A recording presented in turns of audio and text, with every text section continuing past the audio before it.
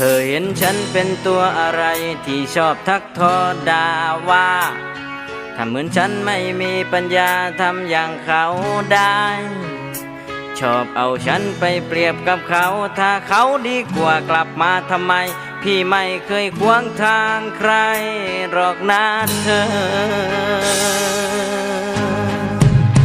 แต่เธอยังจำได้ไหมว่าเขาไม่เอาเธอแล้วเธอจึงกลับมาหาฉันในวันนี้อุตส่าห์รักจะให้เขาแต่ไม่เคยเห็นความดีความรักความผูกพันที่ฉันมีถ้าเป็นอย่างนี้มอบให้มาเสียยังดีกว่าเธอเห็นฉันเป็นตัวอะไรที่ชอบทักทอด่าว่าถ้าเหมือนฉันไม่มีปัญญาทำอย่างเขาได้ชอบเอาฉันไปเปรียบกับเขาถ้าเขาดีกว่ากลับมาทำไมจะไม่เคยขวางทางใจหรอกนะเธอแต่เธอยังจำได้ไหมว่าเขาไม่เอาเธอแล้วเธอจึงกลับมาหาฉันในวันนี้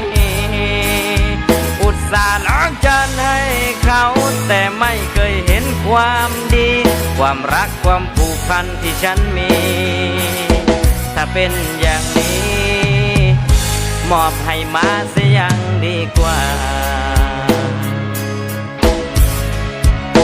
เธอเห็นฉันเป็นตัวอะไรที่ชอบทักคอด่าว่าถ้าเหมือนฉันไม่มีปัญญาทำอย่างเขาได้ชอบเอาฉันไปเปรียบกับเขาถ้าเขาดีกว่ากลับมาทำไมจะไม่เคยขวางทางใครหรอกนะเธอแต่เธอยังจำได้ไหมว่าเขาไม่เอาเธอแล้วเธอจึงกลับมาหาฉันในวันนี้อุตส่าห์รักจะให้เขาแต่ไม่เคยเห็นความดี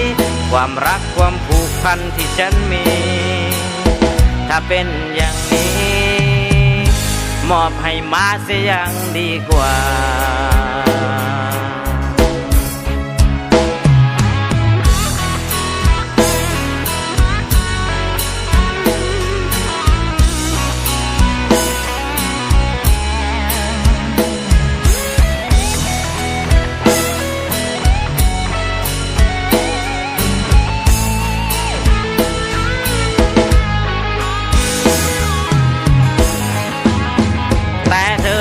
จำได้ไหมว่าเขาไม่เอาเธอแล้ว